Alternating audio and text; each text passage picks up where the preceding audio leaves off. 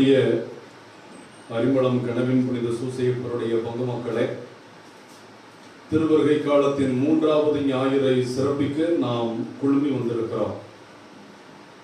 இந்த 3வது ஞாயிறு மகிழ்ச்சியின் ஞாயிறு என்று அழைக்கப்படுகிறது. லத்தீனிலே கௌதாத்தே டொமிங்கோஸ் என்று இந்த ஞாயிற்றை நாம் அழைக்கிறோம். முதல் 2 வாரங்களும் நாம் தயார் நிலையில தயாரிப்பை பற்றி, ஆண்டவருடைய வருகைக்கு நம்மை தயாரிப்பதை பற்றி தியானித்து வரும் வேளையில் அதே கருத்தையே இந்த ஞாயிற்றுக்கிழமையும் ஸ்நாபகர் வழியாக உண்மையான தயாரிப்பு உளம் நிறைந்த மகிழ்ச்சியை நமக்குள் உருவாக்கும்.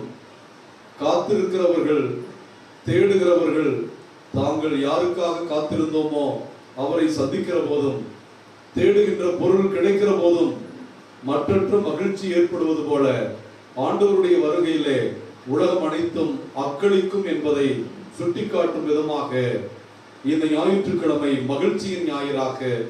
இந்த மகிழ்ச்சிக்கு அடிப்படையான காரணம் ஆண்டவருடைய வருகை அண்மையில் இருக்கிறது என்பதுதான் என்பதை சுட்டிக்காட்டும் விதமாக இன்றைய திருப்பலியினுடைய வருகை பல்லவிய பிலிப்பியருக்கு 4வது அதிகாரம் 4-5 வசனங்களில் இருக்கிற ஆண்டவரில் என்றும் அகமகிழுங்கள், மீண்டும் கூறுகிறேன் அகமகிழுங்கள், ஏனெனில் ஆண்டவர் அண்மையில் உள்ளார் என்று நமக்கு சொல்லப்படுகிறது. மகிழ்ச்சிக்கான காரணம். அன்புக்குரிய தேவ பிள்ளைகளே, நாம் தனியாக இல்லை. கடவுள் நம்மை தனிமையில் தவிக்க விடுவதில்லை. கடவுள் நம்மோடு இருக்கிறார். அவர் பெயரே கடவுள் நம்மோடு. அந்த கடவுள் நம்மை சந்திக்க வருகிறார். அவருடைய வருகை அண்மையில் இருக்கிறது என்று உணரும் போது நம் பிரச்சனைகள் தீரும்.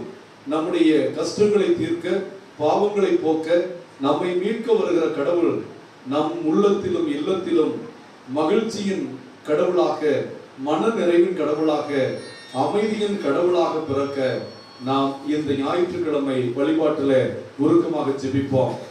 நாம் வேண்டிய இந்த திருப்பலி கருத்துகளுக்காகவும், நம் திருத்தலத்தின் புதிய ஆலய பணியின் கருத்துகளுக்காகவும் நாம் இந்த ஞாயிற்றுக்கிழமை மகிழ்ச்சியின் வல்லமையில எவ்வளவு துன்பப்பட்டாலும், கடினமான பிரச்சனைகளுக்கு உள்ளானாலும் ஆண்டவர் எங்களோடு இருக்கிறார் என்பதே நம் மகிழ்ச்சிக்கான காரணம் என்பதை உணர்ந்து, அந்த மகிழ்ச்சியோடு நம்பிக்கையோடு எப்பொழுதும் ஆண்டவருக்கு நன்றி செலுத்துங்கள். என்ன நடந்தாலும் நன்றி கூறுங்கள், அகமகிழுங்கள், அஞ்சாதீர்கள். தொடர்ந்து இறைவேண்டலை ஆண்டவர் முன் சமர்ப்பிக்கும் மக்களாக வாழுங்கள் என்ற பவுலடியாருடைய வார்த்தைகள் நம் வாழ்வை வளப்படுத்த இந்த திருப்பலியிலே உருக்கமாக பங்கெடுப்போம். இன்றைய மகிழ்ச்சியின் ஞாயிறு 3ஆம் வாரம் திருவருகை கால ஞாயிறு. திருப்பலியை தகுந்த முறையில் ஒப்புக் கொடுக்க தடையாக இருக்கிற நம் குற்றங்கள் குறைகளுக்காக ஆண்டவரிடம் மனவருந்தி மன்னிப்பு கேட்போம்.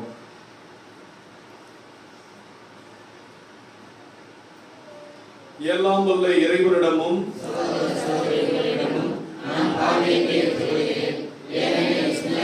சொல்லாலும் செயலாலும் கடமை தவறியதாலும் பாவங்கள் பல செய்தேன். என் பாவமே, என் பாவமே, என் பெரும்பாவமே. ஆகையால் இப்பொழுது மரியாதையும் ஆனத்துடன் புனிதர்களையும் சகோதர சகோதரிகளையும் நம் தேவனாகிய ஆண்டவரிடம் எனக்காக வேண்டிக் கொள்ள மன்றாடுகிறேன். எல்லாம் வல்ல இறைவன் நம்மை இரக்கம் வைத்து நம் பாவங்களை எல்லாம் மன்னித்து நாம் பங்கெடுக்கும் மகிழ்ச்சியின் ஞாயிறு திருப்பலி வழியாக நம்மை நிறைவாழ்வுக்கு அழைத்து செல்வாராக. நானும்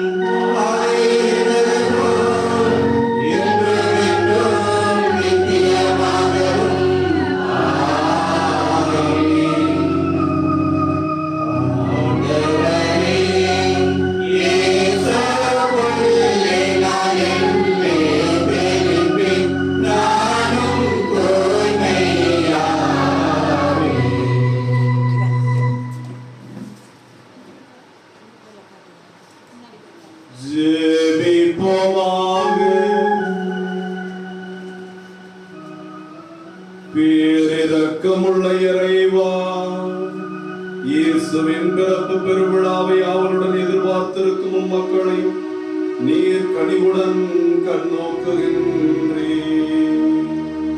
அதனால் இத்தகைய மாபெரும் மீட்பு மகிழ்வுக்காக நாங்கள் எங்களையே தயாரிக்கும் இந்த வேளையில் அவருடைய வருகை அண்மையில் இருக்கிறது என்பதை உணர்ந்து மருமகள் பெருமகிழ்வோடு எங்கள் ஜெபங்களையும் வேண்டுதல்களையும் எடுக்கவும், எங்களையே நாங்கள் தயாரித்து எங்கள் வாழ்க்கையை ஆண்டவருடைய வருகைக்கு சமீபடுத்தவும் அருள்வீராக.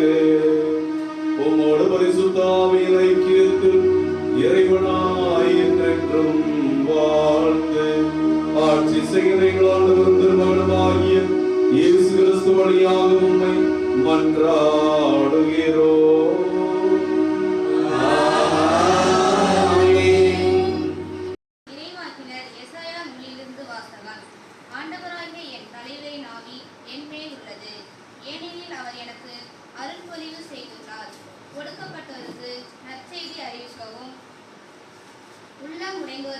குணப்படுத்தவும், சிறைப்பட்டோருக்கு விடுதலை பறைசாற்றவும், கட்டுண்டோருக்கு விடுதலை தெரிவிக்கவும், ஆண்டவர் அருள் தரும் ஆண்டினை முழங்கவும் என்னை அனுப்பியுள்ளார். ஆண்டவரில் நான் பெருமகிழ்ச்சி அடைவேன். என் கடவுளில் என் உள்ளம் பூரிப்படையும். மலர் மாலை அணிந்து மணமகன் போலும், நகைகளால் அழகுபடுத்தப்பட்ட மணமகன் போலும் விடுதலை என்னும் முறைகளால் அவர் என்னை உடுத்தினார். நேர்மை என்னும் ஆடையை எனக்கு அறிவித்தார். நிலம் முளைகளை துளிர்க்க செய்யும் போன்றும், தோட்டம் விதைகளை முளைக்க செய்யும் போன்றும் ஆண்டவராகிய என் தலைவர் பிறர் இனத்தார் வாழ்வையில் நேர்மையும் புகழ்ச்சியும் துளிர்த்தர செய்தார். இது ஆண்டவரின் நல்வாக்கு.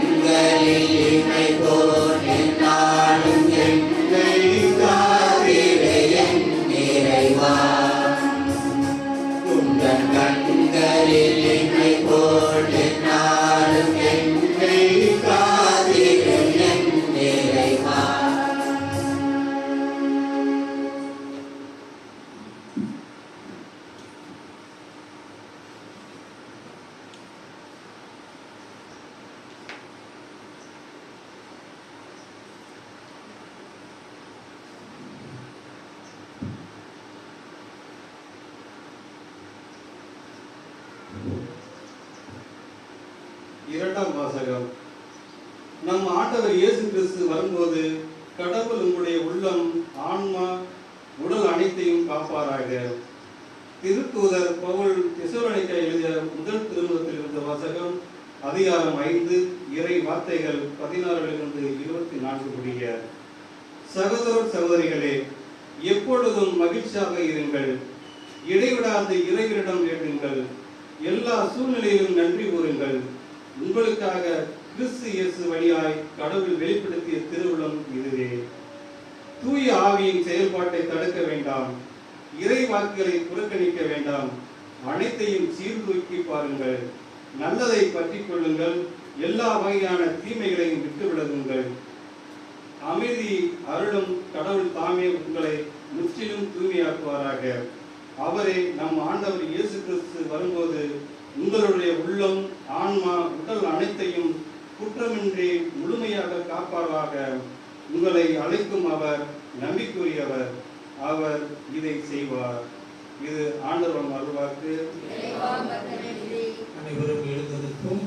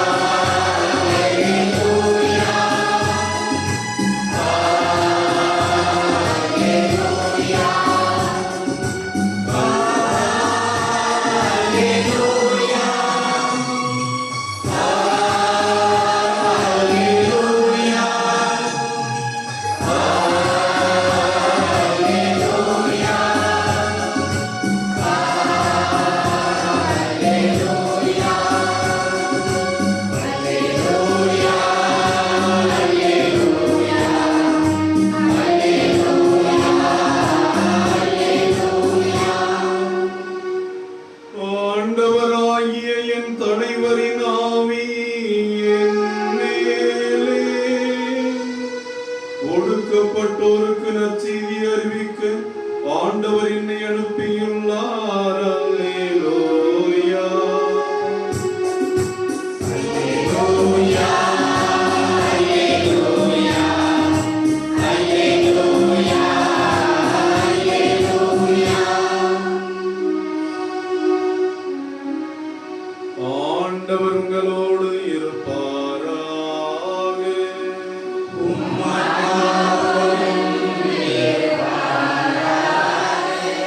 தூய யோவான் எழுதிய நற்செய்தியிலிருந்து வாசகம்.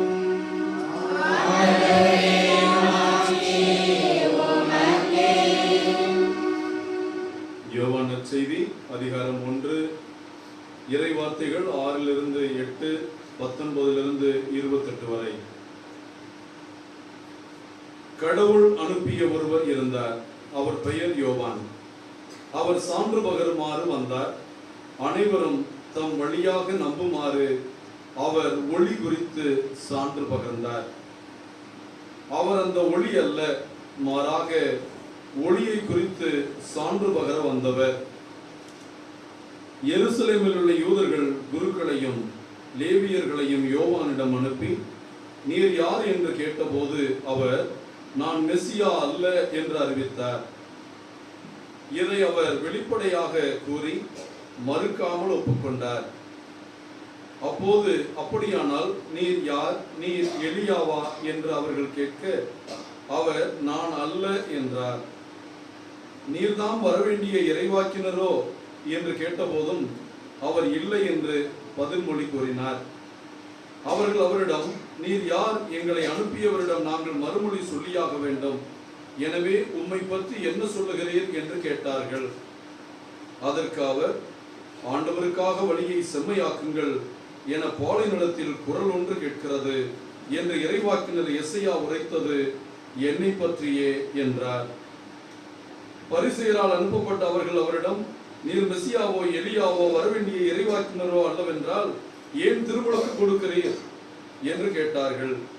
யோவான் அவர்களிடம், நான் தண்ணீரால் திருமுழுக்கு கொடுக்கிறேன், நீங்கள் அறியாத ஒருவர் உங்களிடையே நிற்கிறார், நீங்கள் அறியாத ஒருவர் உங்களிடையே நிற்கிறார், அவர் எனக்கு பின் வருபவர், அவருடைய மிதியடிவாரை அவருக்கு கூட எனக்கு தகுதியில்லை என்றார்.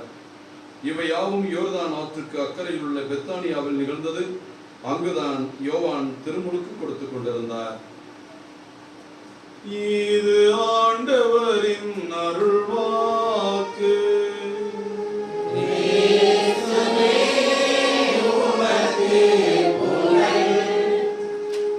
எனக்கு மிகவும் பிரியமான சகோதர சகோதரிகளே, திருவருகை காலத்தை தொடங்கி 2 வாரங்களை நிறைவு செய்து 3வது வாரத்திற்குள் நாம் நுழைகிறோம். இந்த திருவருகை கால 3வது ஞாயிறு கௌதாத்தே சண்டே என்று லத்தீனில் அழைக்கப்படுகிறது. கௌதாத்தே என்றால் ரிஜாய்ஸ், மகிழுங்கள், மகிழ்ச்சி என்பது பொருள். ஆகவே இந்த ஞாயிற்றுக்கிழமையை திருச்சபை மகிழ்ச்சியின் ஞாயிறு என்று அழைக்கிறது. வழக்கமாக இந்த ஞாயிற்றுக்கிழமை வெளிநாடுகளில் எல்லாம் குருக்கள் ரோஸ் கலர் உடை உடுத்தி இருப்பார்கள்.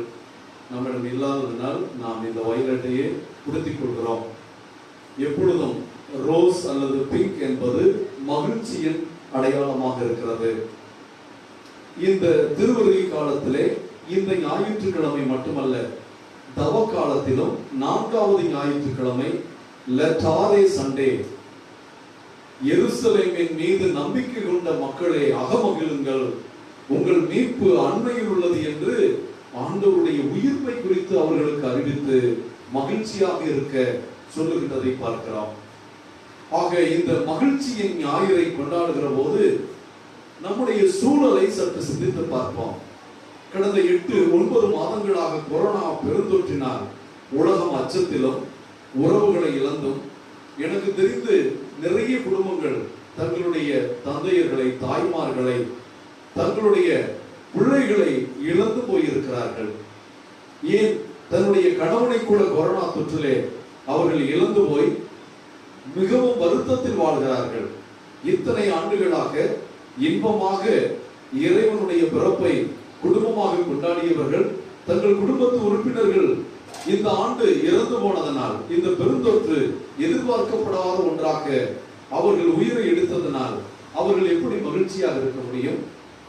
பல நாடுகளிலே இந்த பெருந்தொற்றினால் வேலை வாய்ப்பை இழந்திருக்கிறார்கள். வருமானம் இல்லாமல் வாடிக்கொண்டிருக்கிற போது இந்த 3வது ஞாயிறும் கிறிஸ்துமஸும் எப்படி அவர்களுக்கு மகிழ்ச்சியின் விழாவாக இருக்க முடியும்?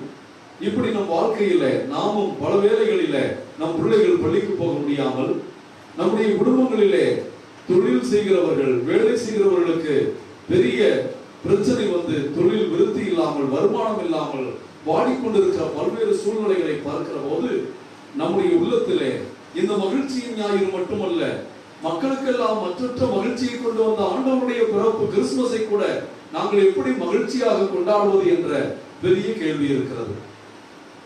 அன்புக்குரியவர்களே, மகிழ்ச்சி என்பது என்ன என்றால், நாம் பல வேளைகளில் இந்த மகிழ்ச்சியை இன்பம், ஆனந்தம் அல்லது சுகம் இது போன்ற வார்த்தைகளோடு குழப்பிக் கொள்கிறோம். நமக்கு புதிய ஆடைகள் எடுத்தால் இன்பம், ஆனந்தம். புதிய ஆடைகள் இல்லாவிட்டாலும் குடும்பமாக சேர்ந்து நன்றாக ஜெபித்து இரவு திருப்பலியில் பங்கு பெற்று ஆண்டவருடைய பிறப்பை நாம் கொண்டாடுகிறோம் என்றால் அது உண்மையான கிறிஸ்துமஸாக இருக்கிறது. ஏனெனில் உண்மையான கிறிஸ்துமஸ், முதல் கிறிஸ்துமஸ், ஏழை சூசையப்பரும் ஏழை மரியாவும் அந்த மாடலை குடிலிலே மாட்டு தொட்டியில் பிறந்த பாலன் இயேசுவும் கொண்டாடிய கிறிஸ்துமஸ். அந்த கிறிஸ்துமஸை நாம் கொண்டாட வேண்டும், அதனுடைய அர்த்தங்களை உள்வாங்க வேண்டும் என்று நாம் நினைத்து விட்டோம் என்றால், மகிழ்ச்சி என்பது கடவுளுடைய கொடை, மகிழ்ச்சி என்பது குடும்பத்திற்கும் தனிநபர்களுக்கும் கடவுள் கொடுக்கிற கொடை என்பதை நாம் உணர்ந்து கொண்டால், இந்த விழாவையும் இவ்வளவு இருள் சூழ்ந்த உலகிலும், இவ்வளவு பிரச்சனைகள் நிறைந்த உலகிலும், நம் வாழ்க்கையில் பொருளாதார பிரச்சனைகள், அருளாதார பிரச்சனைகள், பல்வேறு பிரச்சனைகள் இருக்கிற போது ஒரு மனிதன் நல்ல ஒப்புரவற்சாதனம் மேற்கொண்டு கடவுள் என்னிடம் இருக்கிற எல்லா பாவங்களையும் அகற்றிவிட்டார், நான் இனிமேல் கடவுளுடைய அருளில் நிலைத்து வாழ்வேன் என்று நினைக்கிற போதும் கடவுள் என் கூட இருக்கிறார். நான் எல்லாவற்றையும் இழந்திருக்கலாம், ஆனால் இழக்கக்கூடாத என் இறைவனை என் வாழ்க்கையில் நான் இழக்கவில்லை. இன்றும் இறைவன் என்னோடு இருக்கிறார் என்று விசுவசிக்கிறவர்களுக்கு இந்த விழா மகிழ்ச்சியின் விழாவாக இருக்கும் என்றும் திருச்சபை கூறுவதை பார்க்கிறோம். ஆக மகிழ்ச்சியின் ஞாயிறை கொண்டாடுகிற இன்று இந்த மகிழ்ச்சியின் ஞாயிறிலே நமக்கு தரப்படுகின்ற செய்தி எல்லாம் பாருங்கள். இன்றைய முதல் வாசகத்திலே எசேயா இறைவாக்கினர் இஸ்ரவேல் மக்கள் அடிமைத்தனத்தில் இருந்தபோது அவர்களுக்கு கொடுத்த வாக்குறுதிகளை, அவர்களுக்கு கொடுத்த நம்பிக்கையின் செய்திகளை எல்லாம் தொடர்ந்து பார்க்கிறோம். ஆனால் இன்றைக்கு அந்த இறைவாக்கினர் எசேயா தன்னுடைய வாழ்க்கையிலேயே கடவுள் புரிந்த அற்புதங்களை, கடவுள் புரிந்த அதிசயங்களை, கடவுள் தனது வழியாக இஸ்ரவேல் மக்களுக்கு ஆற்றி இருக்கிற எல்லாவற்றையும் நினைத்து என் ஆன்மா ஆண்டவரை ஏற்றி போற்றுகிறது என்று பாடிய அன்னை மரியாவை போல ஆண்டவருடைய ஆவி என் மேலே, ஏனெனில் அவர் என்னை அருள்பொழிவு செய்துள்ளார். எளியோருக்கு நற்செய்தி சொல்லவும், சிறைப்பட்டோருக்கு விடுதலை அறிவிக்கவும், அடிமைத்தனத்தில் இருக்கிறவர்களுக்கு விடுதலை செய்தியை கொடுக்கவும் ஆண்டவர் என்னை உருவாக்கினார் என்று இன்றைய முதல் வாசகத்திலே நாம் பார்க்கிறோம். அவர் மகிழ்ச்சி பீரிட்டவராக கடவுள் செய்த செயல்களை எல்லாம் குறிப்பிடுகிறார். கடவுளுடைய பெரிய வல்லமையான காரியங்களை எல்லாம் அவர் குறிப்பிட்டு கடவுளை புகழ்வதை பார்க்கிறோம். அடிமைத்தனத்திலே கடினமாக உழைக்கின்ற, கடினப்பட்டுக் கொண்டிருக்கிற துன்புறும் வேளையிலும் எசேயா ஆண்டவருடைய ஆவி என் மேலே என்று சொல்கிறார் என்றால், நாம் எவ்வளவு துன்பத்தில் இருந்தாலும் நீங்களும் நானும் ஞானஸ்தானம் வழியாக அருள்பொழிவு பெற்றவர்கள், ஆவியின் வல்லமையை பெற்றவர்கள். ஆக எசேயாவினுடைய இன்றைய முதல் வாசகம் மகிழ்ச்சியின் பாடலாக இருக்கிறது. அந்த மகிழ்ச்சியின் பாடலை இன்று நாம் ஒவ்வொருவருமே பாட வேண்டிய நிலையில் இருக்கிறோம் என்பதை இன்றைய முதல் வாசகம் நமக்கு சொல்கிறது. நாம் அர்ச்சிக்கப்பட்ட மக்கள், அபிஷேகம் செய்யப்பட்ட மக்கள். ஆகவே நாம் ஆண்டவரால் அருள்பொழிவு செய்யப்பட்டவர்கள் என்பதை வாழ்வாக்க வேண்டும் என்றால் நம்முடைய துன்ப வேளையில் இறைவார்த்தையை படித்து அஞ்சாதீர்கள், கவலைப்படாதீர்கள், மகிழ்ச்சியாக இருங்கள். நான் மீண்டும் உங்களுக்கு சொல்லுகிறேன், மகிழ்ச்சியாக இருங்கள். ஆண்டவர் அண்மையில் இருக்கிறார் என்ற இந்த செய்திகளும் இறை வார்த்தைகளும் நமக்கு உண்மையான மகிழ்ச்சியை கொண்டு வர நாம் நம்பிக்கையின் மக்களாக ஆண்டவர் மகிழ்ச்சியின் தேவன் என்பதை உணர நமக்கு அழைப்பு கொடுப்பதை பார்க்கிறோம். இன்றைய இரண்டாவது வாசகத்தில் நேரடியாகவே தெசலோனிக்கேயர் எழுதிய திருமுகத்திலிருந்து புனித பவுலடியார் எப்பொழுதும் மகிழுங்கள், ஆண்டவருடைய திருவுளம் கிறிஸ்து வழியாக அவரை நம்புகிறவர்களுக்கு என்ன என்றால், நாம் எப்பொழுதும் ஜெபிப்பதும் இடைவிடாமல் இறைவனுக்கு நன்றி கூறுவதும் மகிழ்ந்திருப்பதும் கடவுளுடைய திருவுளமாக இருக்கிறது. ஆக கடவுளுடைய மக்களாகிய நாம் கடவுளிடம் எப்பொழுதும் ஜெபிக்கிறவர்களாக, அவருக்கு இடைவிடாத நன்றி சொல்லுகிறவர்களாக நாம் மகிழ்ந்து ஆண்டவருக்குள் நம் மகிழ்ச்சியை, நம்முடைய நிறைவை தேடும் மக்களாக இருக்க புனித பவுலடியார் இரண்டாவது வாசகத்திலே நமக்கு அழைப்பு விடுக்கிறார். இன்றைய நற்செய்தியும் கடந்த வார நற்செய்தியும் செய்திகளிலே ஒன்றுதான். கடந்த வாரம் மார்க்கு நற்செய்தி புனித யோவான், திருமுழுக்கு யோவானை பற்றி சொன்னது. இன்றைக்கு யோவான் நற்செய்தி திருமுழுக்கு யோவானை பற்றி சொல்கிறது. ஆக ஒரே நபர்கள் தான் நம்முடைய சிந்தனைக்கு. ஆக மகிழ்ச்சியாக இருங்கள், மனநிறைவோடு இருங்கள், கவலைப்படாதீர்கள். மீண்டும் சொல்லுகிறேன், மகிழுங்கள் என்று சொல்லுகின்ற இந்த ஞாயிற்றுக்கிழமை புனித யோவானை மகிழ்ச்சியின் புனிதராக நமக்கு அறிவிக்கிறது. அவர் இல்லாமையிலும் இயலாமையிலும் வெறுமையான பாலைவனத்திலும் கடவுளுடைய வருகையை அறிவிக்கிறவராக, அவர் தன் தலை கொல்லப்படுகின்ற அளவிற்கு, தலை வெட்டுப்பட்டு கிறிஸ்துவுக்கு சாட்சியாக மாறுகிற அளவிற்கு மகிழ்ச்சியாக ஆண்டவருடைய பணியை மேற்கொண்ட புனிதர் என்பதனால் அவரை திருச்சபை மகிழ்ச்சியின் புனிதர் என்று அழைப்பதை பார்க்கிறோம். ஆக இந்த மகிழ்ச்சியின் புனிதர் நமக்கு இந்த வாரமும் சொல்லுகின்ற செய்தி எல்லாம், பாலைவனத்தில் ஒலிக்கின்ற குரல் நான், ஆண்டவருடைய பாதைகளை செம்மைப்படுத்துங்கள், கோணலானதெல்லாம் நேராக்கப்படுக என்பது போல இன்னும் ஒரு வாரம் மகிழ்ச்சியில் நாம் இருந்தாலும், சற்று ஆண்டவருடைய வருகை அண்மையில் இருக்கிறது என்று ஆனந்தப்பட்டாலும், நாம் எந்த அளவிற்கு தயாரித்து இருக்கிறோம், நம்முடைய ஆன்மாவை தயாரித்த நிலை எப்படி இருக்கிறது, ஆண்டவர் நம் இதயத்திலே பிறக்கின்ற அளவிற்கு நம் இதயம் தூய்மைப்பட்டு விட்டதா, நாம் ஒவ்வொருவரும் பாவ சங்கீர்த்தனம் செய்து எத்தனை மாதங்கள், எத்தனை ஆண்டுகள் ஆகிவிட்டது.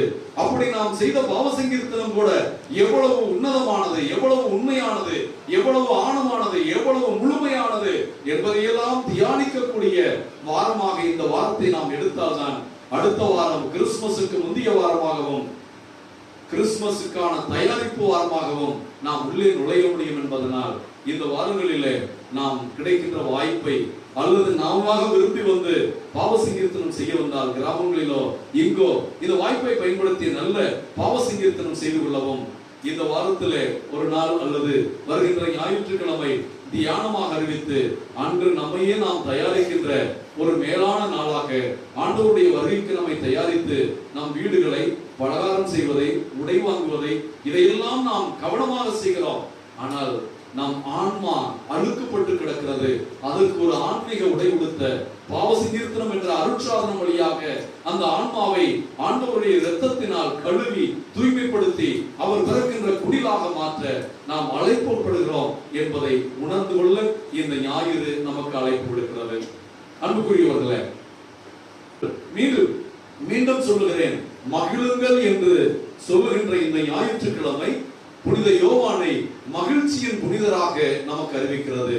அவர் இல்லாமையிலும் இயலாமையிலும் வெறுமையான பாலைவனத்திலும் கடவுளுடைய வருகையை அறிவிக்கிறவராக அவர் தன் தலை கொல்லப்படுகின்ற அளவிற்கு தலை வெட்டுப்பட்டு கிறிஸ்துவுக்கு சாட்சியாக மாறுகிற அளவிற்கு மகிழ்ச்சியாக ஆண்டவருடைய பணியை மேற்கொண்ட புனிதர் என்பதனால் அவரை திருச்சபை மகிழ்ச்சியின் புனிதர் என்று அழைப்பதை பார்க்கிறோம்.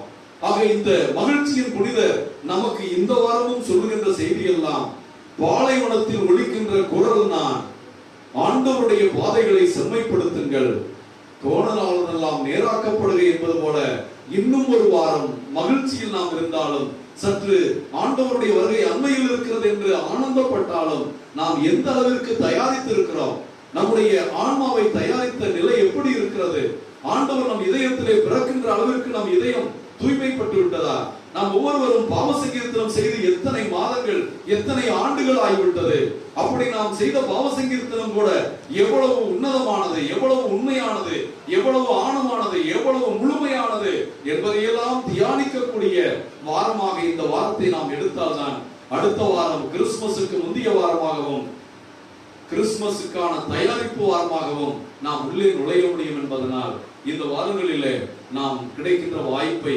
அல்லது நாம விரும்பி வந்து பாவ சங்கீர்த்தனம் செய்ய வந்தால் கிராமங்களிலோ இங்கோ இந்த வாய்ப்பை பயன்படுத்தி நல்ல பாவ சங்கீர்த்தனம் செய்து கொள்ளவும் இந்த வாரத்திலே ஒரு நாள் அல்லது வருகின்ற ஞாயிற்றுக்கிழமை தியானமாக அறிவித்து அன்று நம்மையே நாம் தயாரிக்கின்ற ஒரு மேலான நாளாக ஆண்டவருடைய வருகைக்கு நம்மை தயாரித்து நம் வீடுகளை பலகாரம் செய்வதை உடை வாங்குவதை இதையெல்லாம் நாம் கவனமாக செய்கிறோம். ஆனால் நம் ஆன்மா அழுக்கப்பட்டு கிடக்கிறது. அதற்கு ஒரு ஆன்மீக உடை உடுத்த பாவ சங்கீர்த்தனம் என்ற அருட்சாதனம் வழியாக அந்த ஆன்மாவை ஆண்டவருடைய இரத்தத்தினால் கழுவி தூய்மைப்படுத்தி அவர் பிறக்கின்ற குடிலாக மாற்ற நாம் அழைக்கப்படுகிறோம் என்பதை உணர்ந்து கொள்ள இந்த ஞாயிறு நமக்கு அழைப்பு விடுக்கிறது. அன்புக்குரியவர்களே, இன்பத்தில் மகிழலாம், துன்பத்தில் எப்படி மகிழ முடியும்? துன்பம் வரும் வேளையிலே நகுக என்றெல்லாம் சொல்லப்பட்டாலும் நாம் இன்பமாக வாழ விரும்புகிறோம். இன்பமாக வாழ்வதில் தவறொன்றும் இல்லை. இறைவனும் மகிழுங்கள், மகிழ்ந்து வாழுங்கள் என்று அழைக்கிறார். அதை எப்படி வாழ்வது? ஏறக்குறைய 3 ஆண்டுகளுக்கு முன்னால் நான் ஒரு கதை படித்தேன். அந்த கதை என் ஞாபகத்திற்கு வந்தது. இந்த கதை என்ன என்றால், ஐரோப்பிய நாட்டில, மத்திய ஐரோப்பிய நாட்டில ஒரு கிராமத்துல ஒரு துறவற மடம் இருந்தது. அந்த துறவற மடம்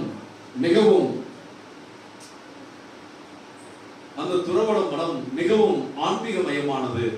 அங்கே துறவிகள் எல்லாம் சேர்ந்து திருப்பலிக்கும் ஆராதனைக்கும் பாடுகின்ற பாடல்களும், அங்கே துறவிகள் கொடுக்கின்ற மறையுரையும், துறவிகள் காட்டுகின்ற வழிகாட்டுதல்களும், துன்பப்படுகிறவர்களுக்கு அவர்கள் காட்டுகின்ற ஆற்றுப்படுத்தல்களும், இப்படிப்பட்ட ஆன்மீக செயல்களும், அவர்கள் செய்த இறைவனோடு இணைக்கின்ற அற்புதமான வழிகளும், அந்த துறவிகள் எல்லாம் அந்த கிராமத்திலே ஒன்றுமில்லாத இடத்திலும் மகிழ்ச்சியாக இன்பமாக வாழ்வதையும் பார்த்த மக்கள் பல நகரங்களில் இருந்தும் ஊர்களில் இருந்தும் திருப்பலிக்கும் தியானங்களுக்கும் அந்த துறவற மடத்திற்கு வருவார்களாம்.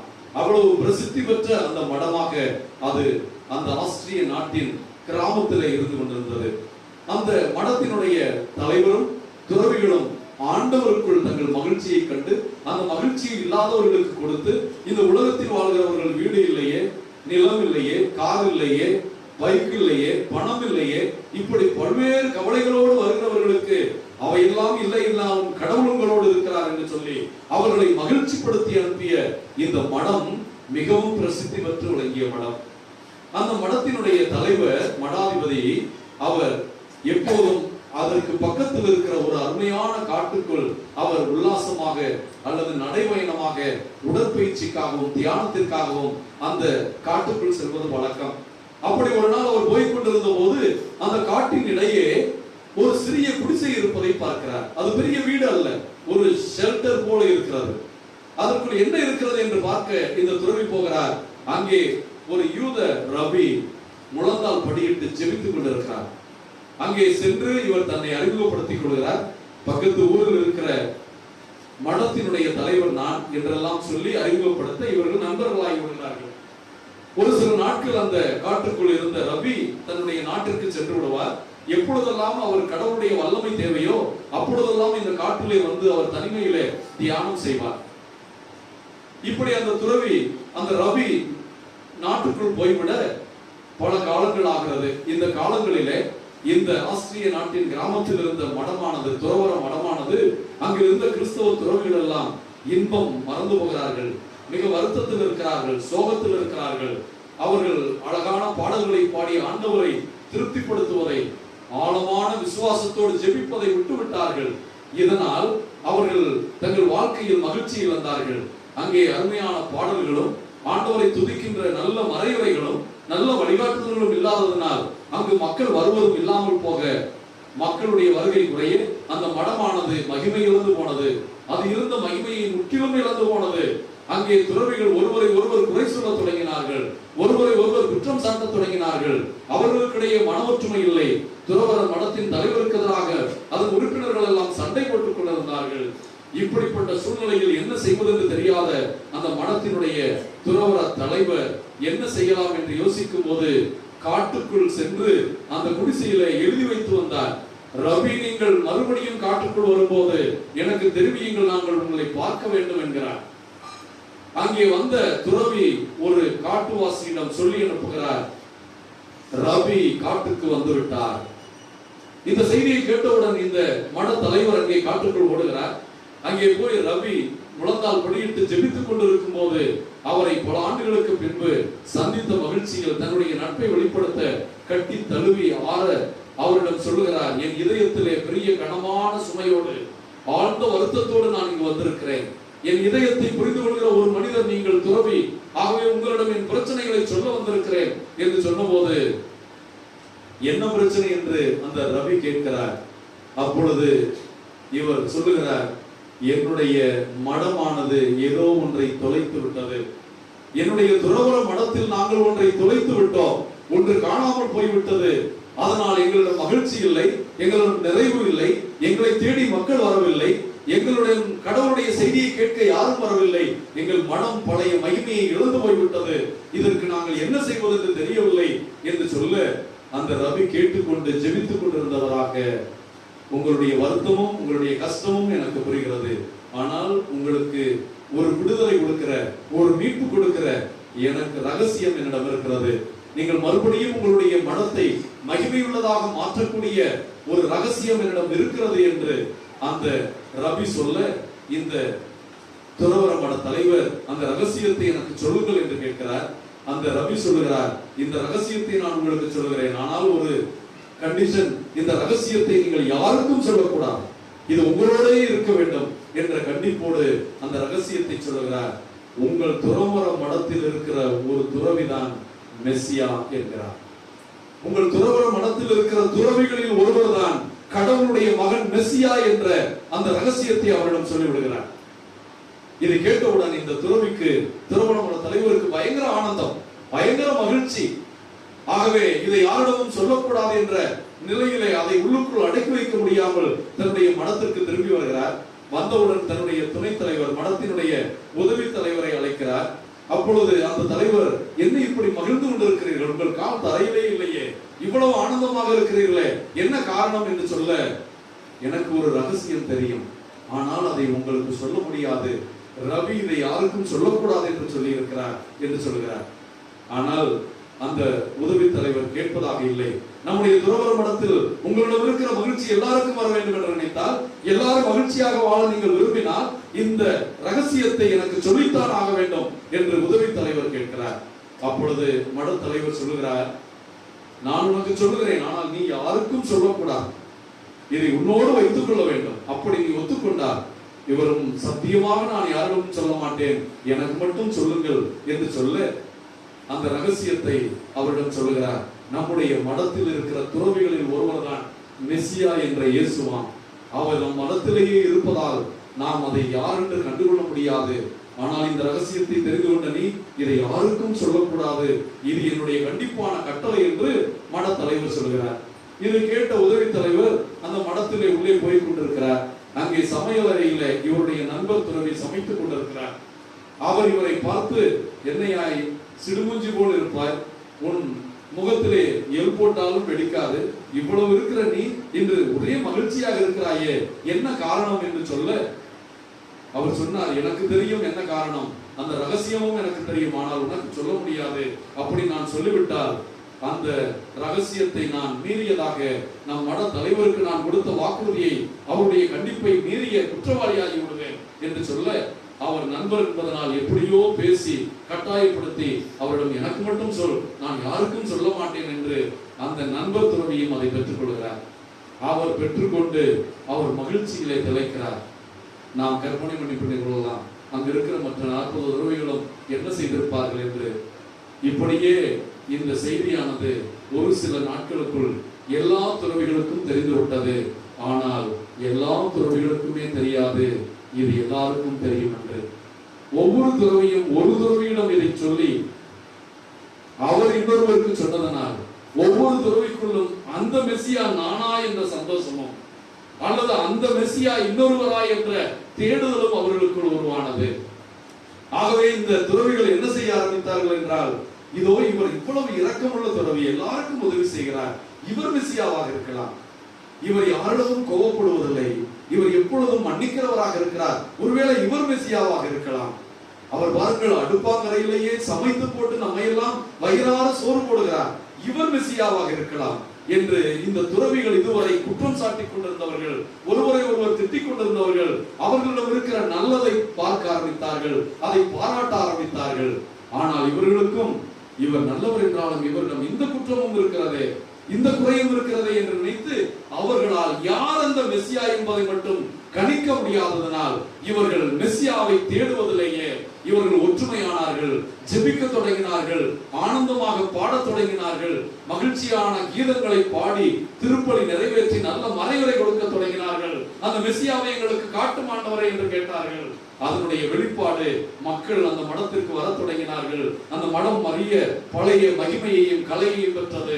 இதன் விளைவாக அந்த மடமும் மடத்தில் உள்ளவர்களும் மகிழ்ச்சியோடு வாழ்ந்தார்கள் என்று கதை முடிந்து விடுகிறது. அன்புக்குரியவர்களே, திருச்சபை நமக்கு சொல்லுவதெல்லாம் நம்மிடையே அந்த மெசியா இருக்கிறார். இன்றைய நற்செய்தியிலே யோவான் சொல்லுகிறார், உங்களிடையே நீங்கள் அறியாத ஒருவர் இருக்கிறார். இதுதான் இன்றைய செய்தி. உங்களிடையே நீங்கள் அறியாத ஒருவர் இருக்கிறார், அவரை தேடுங்கள். கணவனுக்குள் இருக்கலாம், மனைவியாக இருக்கலாம், உங்கள் பிள்ளைகளாக இருக்கலாம், உங்கள் பெற்றோர்களாக இருக்கலாம், உங்களுடைய வயதான பெற்றோர்களாக இருக்கலாம், உங்கள் குடும்பத்தில் பிறந்த குழந்தையாக இருக்கலாம். நீங்கள் இந்த தேடுதலை தொடங்கிவிட்டால் அவர்களிடம் இருக்கிற குறைகள், அவர்களிடம் இருக்கிற கரைகள், அவர்களிடம் இருக்கிற நிறைவற்ற தன்மைகள் நமக்கு தெரியாது.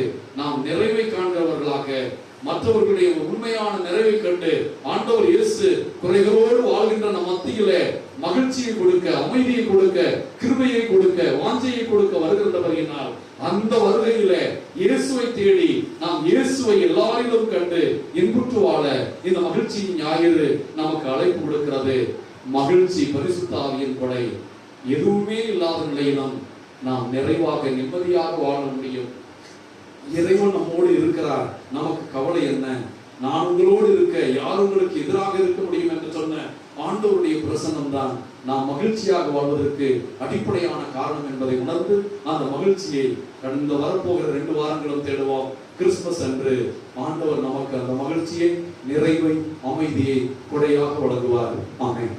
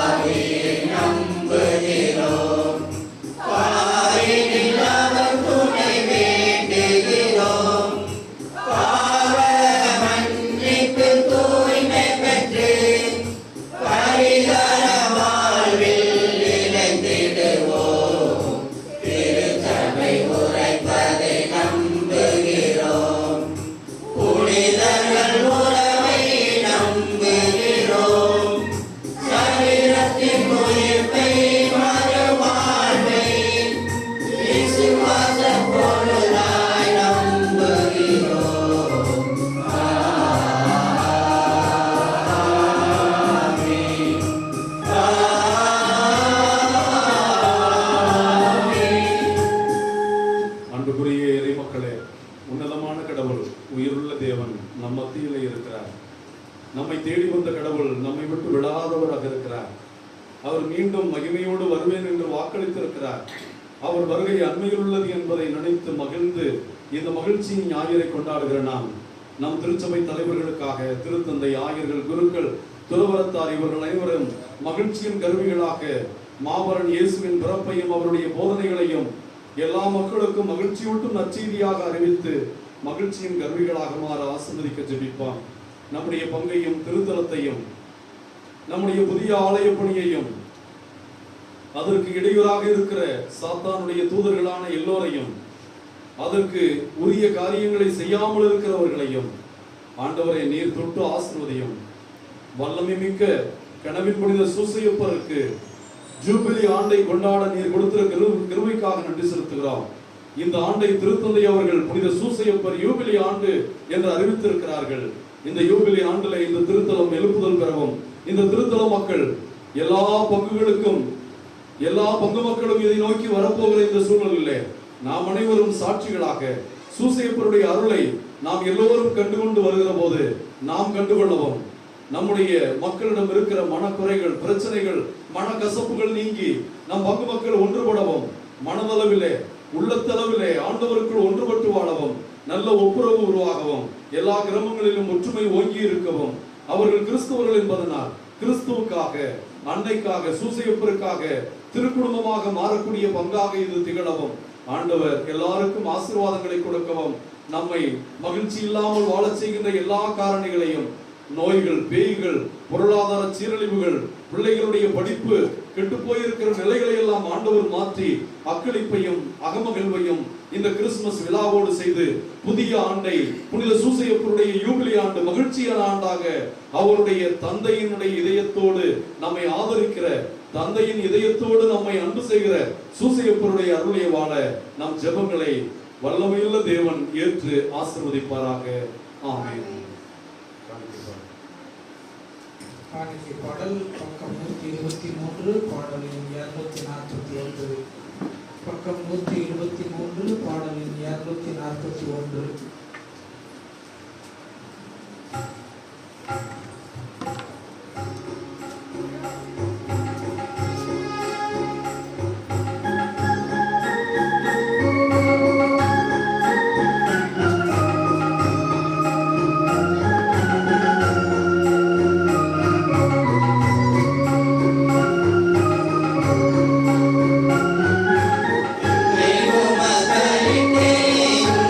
Namo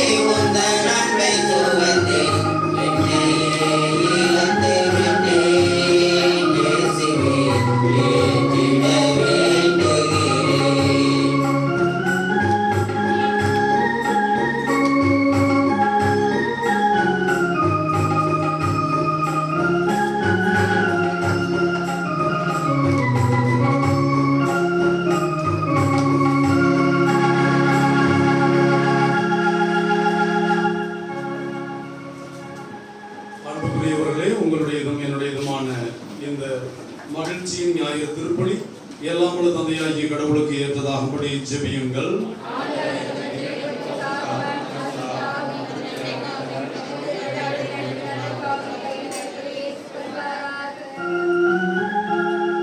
ஆண்டவரே, எங்கள் இறைப்பத்தின் பலி பொருட்களை இடைவிடாது உமக்கு பலியாக ஒப்புக் கொடுக்கின்றோம். நீர் நிறுவிய தூய மறைநீர்களை காணிக்கை வழியாக நிறைவேற்றும் நாங்கள் உமது மீட்பு எங்களில் ஆற்றலுடன் செயல்படச் செய்வீராக. எங்கள் ஆண்டவராகிய கிறிஸ்து வழியாக உம்மை மன்றாடுகிறோம்.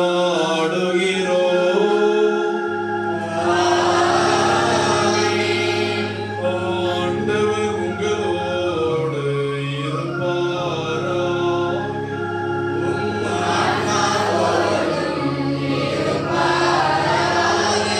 இதயங்களை ஆண்டவரிடம் எழுப்புங்கள்.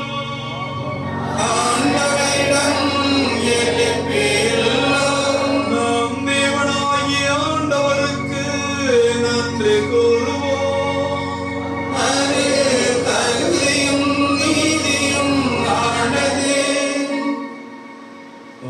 ஆண்டவரே, தூயவரான தந்தையே, என்றும் உள்ள எல்லாம் வல்ல இறைவா, எங்கள் ஆண்டவராகிய கிறிஸ்து வழியாக எந்நாளும் இவ்விடத்திலும் நாங்கள் உமக்கு நன்றி செலுத்துவது மெய்யாகவே தகுதியும் நீதியுமாகும்.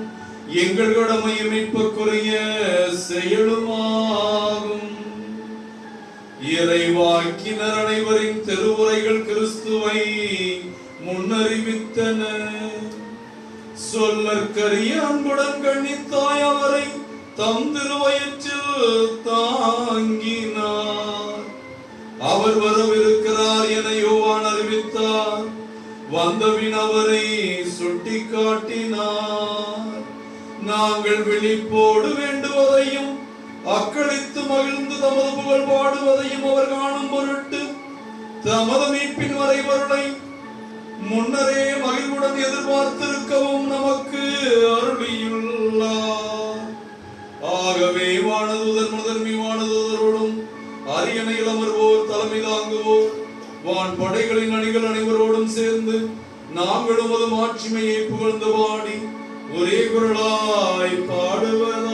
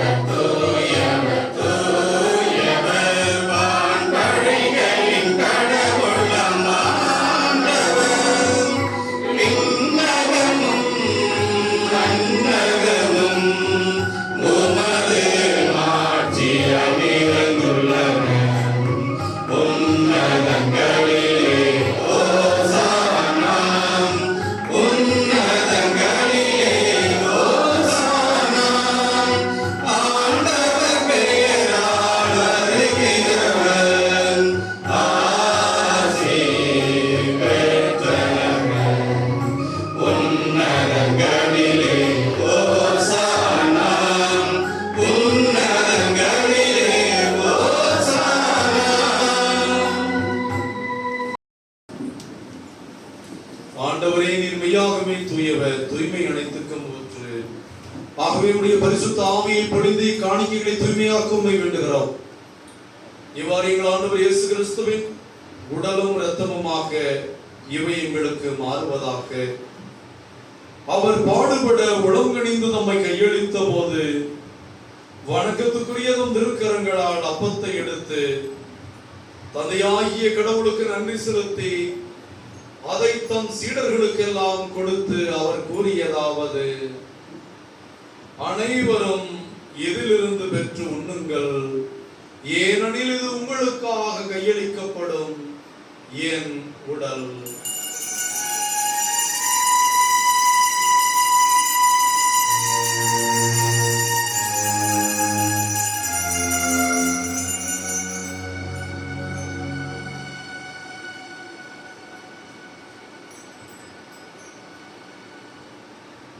அவ்வண்ணமே இரவு விருந்தை அருந்திய பின்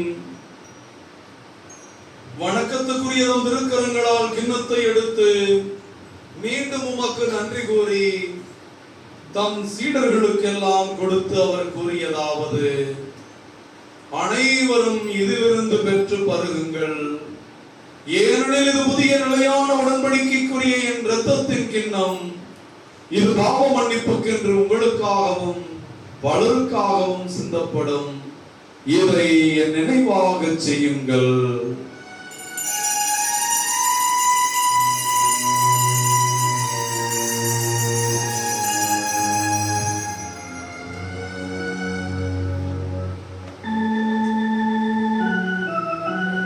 இறை நம்பிக்கையின் மறைபொருள்.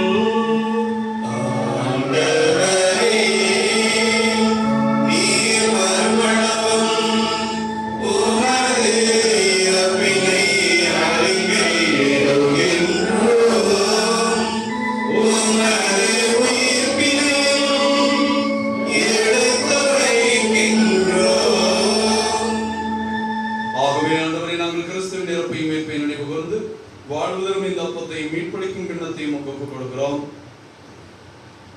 உம் திருமணம் என்று ஊழியம் புரிய தகுதியற்ற உம் மக்கள் எங்களை உம்முடைய கிருபையினால் தகுதியானவர்களாக இந்த திருப்பலிக்கு அழைத்து வந்த கிருபைக்காக நன்றி செலுத்துகிறோம். மேலும் கிறிஸ்துவின் உடலில் இரத்தத்தில் பங்கு கொள்ளும் எங்களை பரிசுத்த ஆவியானவர் தாமே எங்களை ஒற்றுமைப்படுத்த வேண்டுமாய் ஜெபிக்கிறோம். உலகமெல்லாம் பறந்து கிடக்கிற உம் திருச்சபைக்காக ஜெபிக்கிறோம். என் பங்கிற்காகவும் பங்கு மக்களுக்காகவும் எங்களுடைய புதிய ஆலயத்தினுடைய கட்டுமான பணி தொடங்குவதற்காகவும் உம்முடைய பிரசன்னம் எங்களோடு இருப்பதை நாங்கள் உணர வேண்டும் என்பதற்காகவும் ஜெபிக்கிறோம். உம்முடைய அடியார் எங்கள் திருத்தந்தை பிரான்சிஸ், எங்கள் ஆயர் தேவதாஸ் அம்ப்ரோஸ், அருள்பணியாளர்கள், துறவிகள், அருள்பொழிவு பெற்ற கிறிஸ்துவ மக்கள் அனைவரையும் அன்பின் நிறைவை அடைய செய்திருடும். உயிர் தெழுவோம் என்ற எதிர்நோக்கோடு துயில் கொள்ளும் எல்லா சகோதர சகோதரிகளையும் யாரும் நினையாத ஆன்மாக்களையும் விண்ணக ராஜ்யத்தில் ஏற்றுக்கொள்ளும். எங்கள் அனைவர் மீதும் இரக்கமாயிரும். கடவுளின் கன்னித்தாயான மாட்சிமைக்குரிய துன்ப முடிச்சுகளை அவிழ்க்கும் எங்கள் அன்னை மரியா, அவருடைய அன்பு கணவரான எங்கள் பங்கின் பாதுகாவலர், கனவின் புனித சூசையப்பர், இயேசுவின் திருத்தூதர்கள், இவ்வுலகில் நமக்கு வந்தவராயிருந்த புனிதர் அனைவரோடும் நாங்கள் நிலையான வாழ்வில் தொலைமை கொண்டு உம் திருமகன் இயேசு கிறிஸ்து வழியாக உம்மை புகழ்ந்தேத்து மரமருள உம்மை தாழ்மையாய் வேண்டுகிறோம்.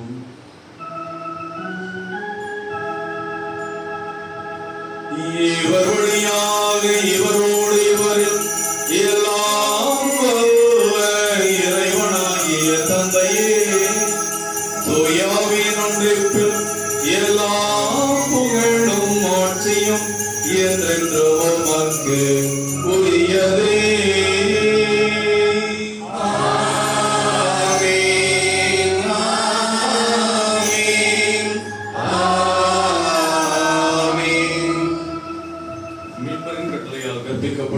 தேவ படிப்பனையால் பயிற்சி பெற்றிருக்கிற நம் அண்மையில் உள்ள ஆண்டவரை அறிந்து கொள்ளும் ஞானத்திற்காக நம் மத்தியிலே நம் குடும்பத்திலேயே பிரசன்னமாக இருக்கிற இம்மானுவேல் தெய்வத்தை கண்டு அவரை ஆராதிப்பதற்கான அதற்கான மகிழ்ச்சியின் ஞானத்தை பெற நாம் கடவுளிடம் இறுக்கமாக ஜெபிப்போம்.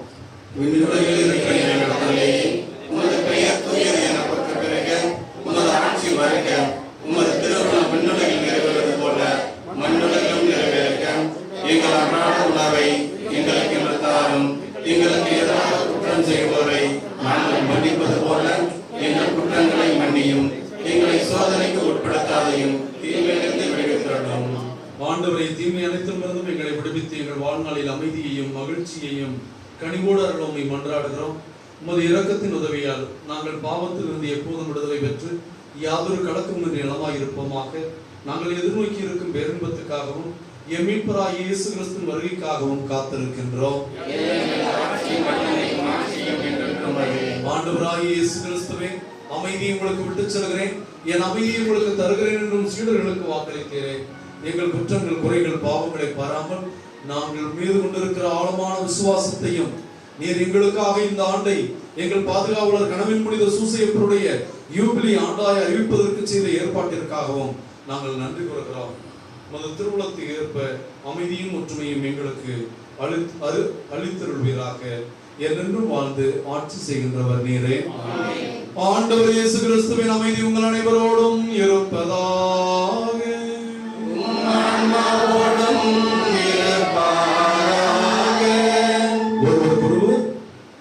கிறிஸ்துவின் அமைதியை மகிழ்ச்சியோடு அறிவித்துக் கொள்வோம். அமைதி.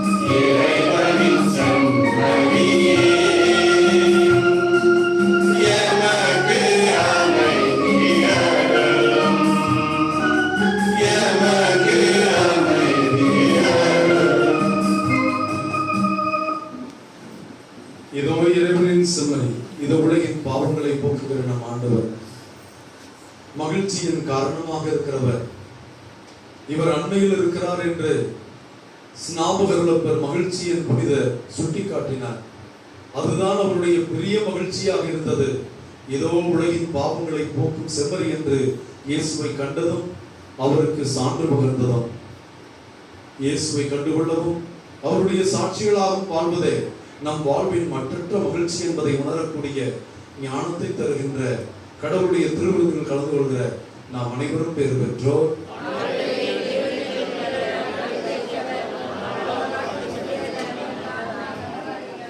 கிறிஸ்துவின் திருவுடலும் திருரத்தமும் இதை உட்கொள்ளும் எனக்கும் உங்களுக்கும் நித்திய வாழ்வளிப்பதாக.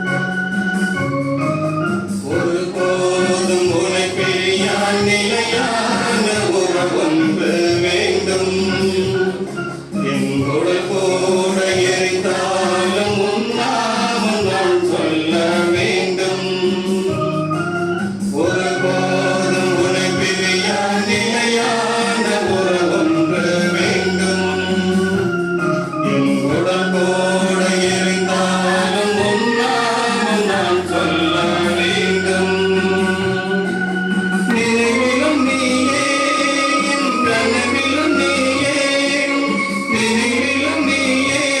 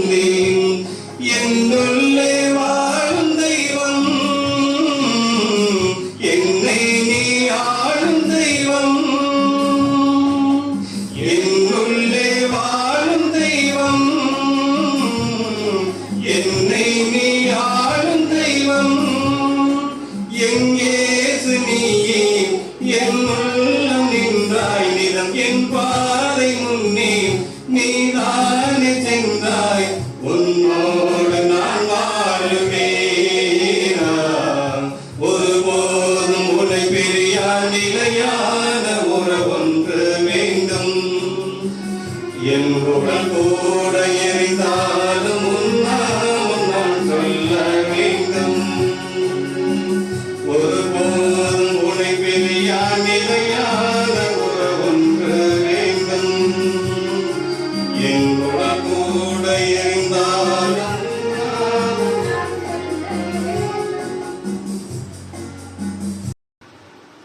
கடந்த செவ்வாய்க்கிழமை டிசம்பர் 8ஆம் தேதி அமலூர்போம் மாதா திருநாள்ல இருந்து அடுத்த வருஷம் 2021 டிசம்பர் 8ஆம் தேதி அமலூர்போம் மாதா திருநாள் வரைக்கும் இந்த ஆண்டை என்ன ஆண்டா அறிவிச்சிருக்காரு? 2020 ஆண்டு கால வரலாற்று திருச்சபை வரலாற்றுல முதல் முறையாக இந்த ஆண்டு புனித சூசையப்பர் ஜூபிலி ஆண்டு என்று அறிவிக்கப்பட்டிருக்கிறது. இதற்கு என்ன காரணம் அப்படின்னா 1870 ஆண்டு டிசம்பர் மாதம் 8ஆம் தேதி முதல் முறையாக புனித சூசையப்பர் உலகளாவிய திருச்சபையின் பாதுகாவலர் என்ற திருநாளை திருத்தந்தை 9ஆம் பத்திநாதர் தொடங்கினார். ஆக அந்த திருச்சபையின் பாதுகாவலராக சூசையப்பரை மக்கள் நம்பி வழிபட்டு அவர் 150 ஆண்டுகளாக தன்னுடைய பரிந்துரையினால் திருச்சபையை பாதுகாத்த 150வது ஆண்டு ஜூபிலி இப்பொழுது நடக்கிறது. ஆக புனித சூசையப்பர் உலகளாவிய திருச்சபையின் பாதுகாவலர் என்ற அந்த திருநாள் 150வது ஆண்டு ஜூபிலி ஆண்டை புனித சூசையப்பர் ஜூபிலி ஆண்டாக அறிவிக்கிறேன் என்று கூறியிருக்கிறார். அப்படி அறிவிக்கும் போது அவர் கூறிய ஒரு சில செய்திகளை இன்றைக்கு காலை நான் வீடியோவாக போட்டிருக்கிறேன். பவர் ஆஃப் காட் சேனலிலும் நம்முடைய பங்கு மற்றும் அறிமுகம் அன்பியும் குழுவிலும் நான் அதை பதிவிட்டிருக்கிறேன். பாருங்கள், அதனுடைய விளக்கம் தெரியும். அவர்கள் கேட்கிறார்கள், நீங்கள் என்ன சூசையப்பருடைய திருத்தந்தையா என்று கேட்டார்கள். நீங்கள் சூசையப்பரின் திருத்தந்தையா அல்லது சூசையப்பர் பக்தி தான் போதும், வேறு எதுவும் தேவையில்லை என்றெல்லாம் சொல்லுகிறீர்களா? நீங்கள் திருத்தந்தையாக வருவதற்கு முன்பாக அவர் அதில் எழுதியிருக்கிறார். இந்த சுற்றுமடல் பாத்ரிஸ் கோர்த்தே ஒரு தந்தையின் இதயத்தோடு என்ற தலைப்பில் இந்த சுற்றுமடல் வந்திருக்கிறது. அந்த சுற்றுமடல் சிறியதுதான். அந்த சுற்றுமடலிலே அவர் கூறியிருக்கிறார், 19வது நூற்றாண்டிலே வெளிவந்த சூசையப்பருடைய பக்தி, சூசையப்பருக்கான நவநாள் ஜெபம், சூசையப்பருக்கான பக்தி பெயர்களை நான் கடந்த 40 ஆண்டுகளாக விடாமல் ஜெபித்து வருகிறேன். என்னுடைய அறையிலும் என்னுடைய அலுவலகத்திலும் தூங்கும் சூசையப்பரை நான் வைத்திருக்கிறேன். அதற்கு கீழ் என்னுடைய தேவைகளையும் இப்பொழுது திருச்சபையின் தேவைகளையும் நான் எழுதி ஜெபித்து வருகிறேன். எதையும் எனக்கு பெற்றுக் கொடுக்காமல் இல்லை சூசையப்பர். ஆகவேதான் நான் திருத்தந்தையாக மாறிய போது என்னை தேர்ந்தெடுத்ததற்கு பின்பு நான் ஏறக்குறைய 12 நாட்கள் காத்திருந்தேன். மார்ச் 19ஆம் தேதி சூசையப்பருடைய திருநாளில் தான் நான் திருத்தந்தையாக பொறுப்பெடுப்பேன் என்று அந்த நாளை தேர்ந்தெடுத்தேன் என்றார். அதனைத் தொடர்ந்து அவர் மணிலா பிலிப்பைன்ஸ் நாட்டிற்கு போயிருக்கிற போது, மக்களே, நாம் மாறுவதற்கு, உலகில் மகிழ்ச்சி வருவதற்கு, நம் குடும்பங்கள் வெற்றியடைவதற்கு, குடும்பங்கள் சேர்ந்து வாழ்வதற்கு, குடும்ப ஆசீர்வாதத்திற்கு நீங்கள் கனவின் புனித சூசையப்பருடைய பக்தியிலே வளருங்கள். அவர் தூங்கிக் கொண்டிருக்கும் போதும் இறை திட்டத்தை தேடி வரும் போல நீங்கள் இறை திட்டத்தை தேடி வாழ்ந்தால் உங்களுக்கு எல்லாம் நலமாக மாறும் என்று கனவின் புனித சூசையப்பர் பக்தியை அறிவித்தார்கள். அதே நேரத்திலேயே பெருந்துன்ப முடிச்சுகளை அவர்களுக்கும் அன்னை மரியாளுடைய கரங்களிலே நம்மை ஒப்படைத்தால் நம்முடைய துன்பங்கள் எல்லாம், துன்ப முடிச்சுகள் எல்லாம் விலகும் என்றும் கூறினார்கள். இவ்வளவு சொல்லிக் கொண்டிருந்தவர் கடைசியாக ஒரு ஆண்டை அறிவிக்க வேண்டும் என்றால் அது சாதாரணமானதல்ல. அறிமுகம் மக்களாகிய நமக்கு அது சாதாரணமாக தெரியலாம். வருடம் ஒரு ஆண்டு, இந்த ஆண்டு சூசையப்பர் ஆண்டு என்று அப்படியெல்லாம் அனுமதிப்பதே இல்லை. அன்னை மரியாளுக்கு இதுவரை 3 முறை அன்னை மரியாள் ஆண்டு அறிவிக்கிறார்கள். இது 25 ஆண்டுகளுக்கு முன்னால் ஒரு முறை அன்னை மரியாள் ஆண்டு என்று இருந்தது. ஆனால் இந்த சூசையப்பருக்கு என்று முதல் ஆண்டு என்று அறிவித்தவுடன் நான் அந்த மதியம் 12 மணி திருத்தந்தையினுடைய அந்த உரையை கேட்டுக் கொண்டிருந்தேன். அப்பொழுது கேட்டபோது இதை அறிவித்தவுடன் நான் நம்முடைய ஆயர் அவர்களுக்கு தொடர்பு கொண்டேன். அவர் உடனே மகிழ்ச்சியா என்று கேட்டார். உங்களுடைய திருத்தலத்திற்கு இது ஒரு பெரிய உந்துதல். தமிழகம் முழுவதும் இருந்தும் கனவின் புனித சூசையப்பர் திருத்தலத்தை நோக்கி இந்த ஜூபிலி ஆண்டிலே மக்கள் வருவார்கள். ஆக எந்த இடத்திற்கு மக்கள் வரக்கூடாது என்று மக்கள் நினைக்கிறார்களோ அந்த இடத்திற்கே நான் என் மக்களை அனுப்புவேன் என்று ஆண்டவர் இந்த ஆண்டை ஜூபிலி ஆண்டாக அறிவித்திருக்கிறார். ஆகவே நீங்கள் இந்த ஆண்டை நன்றாக திட்டமிட்டு மக்கள் பங்கு பேரவையோடு நீங்கள் ஒவ்வொரு மாதமும் ஒவ்வொரு புதன்கிழமையும் இதை சிறப்பாக செய்து ஆண்டவருடைய இறை செய்தியை, மகிழ்ச்சியின் இறை செய்தியை சூசையப்பர் வழியாக மக்கள் பெற்றுக்கொள்ள ஏற்பாடு செய்யுங்கள் என்றிருக்கிறார்கள். ஆகவே அடுத்த ஞாயிற்றுக்கிழமை நாம் பங்கு மன்றத்தை கூட்டுவோம். பங்கு மன்ற உறுப்பினர்கள் எல்லோருக்கும் சொல்லுங்கள். பங்கு மன்ற செயலர்கள் அவர்களுடைய தொலைபேசியை தொடர்பு கொண்டு எல்லோரையும் வர சொல்லுங்கள். நாம் இந்த ஆண்டை எப்படி இதை கொண்டாடலாம், எப்பொழுது இந்த ஜூபிலி ஆண்டை தொடக்க விழாவை நாம் பங்கில் வைக்கலாம் என்றெல்லாம் நாம் தியானிக்கலாம். குறிப்பாக இந்த ஜூபிலி ஆண்டை அறிவித்த திருத்தந்தை அவர்கள் எப்பொழுதும் ஜூபிலி ஆண்டிலே சிறப்பு பேறு பலன்களை, சிறப்பு ஆசீர்வாதங்களை, பரிபூரண பலன்களை அறிவிப்பார்கள். அந்த விதத்திலே அவர் சொன்ன காரணங்களிலே நாம் செய்து கொண்டிருக்கிற எல்லாவற்றையுமே அவர் சொல்லி இருக்கிறார். வாரத்தின் ஒவ்வொரு புதன்கிழமையும் கனவின் புனித சூசையப்பர் நவநாளை செய்யுங்கள், அந்த திருத்தலத்திற்கு போங்கள்.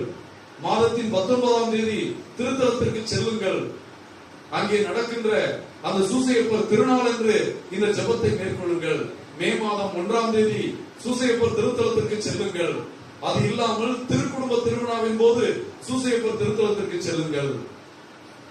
இப்படி சூசையப்பரை ஒட்டி சூசையப்பர் இருக்கின்ற திருக்குடும்பம் அவருடைய 2 திருநாட்கள் சூசையப்பருக்கென்றே ஒதுக்கப்பட்ட நாள் புதன்கிழமை என்பதனாலும் இந்த நாட்களிலே நீங்கள் நவநாளை ஜெபித்து சூசையப்பருக்கான ஜெபத்தை ஜெபித்தால் நீங்கள் பரிசுத்த பரிபூரண பலன்களை பெறுவீர்கள் என்று அவர் சொல்லியிருக்கிறார். சூசையப்பர் திருத்தலத்திற்கு ஒரு முறையாவது ஒரு முழு நாள் தியானத்திலே கலந்து கொள்கிறவர்களுக்கு பரிபூரண பலனில் உள்ளது என்று கூறியிருக்கிறார்.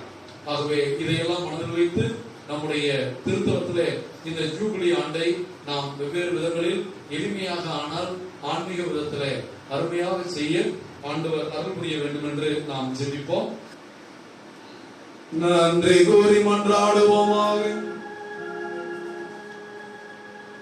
பேரிரக்கமுள்ள ஆண்டவரே, உமது கனிவையும் இரக்கத்தையும் கெஞ்சி கேட்கின்றோம். அதனால் எங்களை குற்றங்களில் இருந்து விடுவித்த முதற்கொடைகள் வரவிருக்கும் விழாவுக்கு எங்களை தயாரிக்க உதவும். நாங்கள் மகிழ்ச்சியின் விழாவில் நிறைமகிழ்ச்சியை பெற்றுக் கொள்ளவும் எங்களுக்கு அருள்வீராக. எங்கள் ஆண்டவராகிய கிறிஸ்து வழியாக உம்மை மன்றாடுகிறோம்.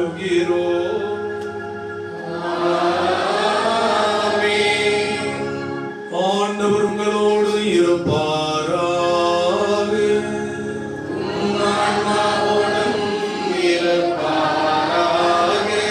எல்லாம் வல்ல இறைவன் பிதா சுதன் பரிசுத்தாவி உங்களையும் உங்கள் குடும்பங்களையும் யூபிலி ஆண்டு ஆசீர்வாதங்களோடு சூசையப்பர் வழியாக ஆசீர்வதிப்பாராக.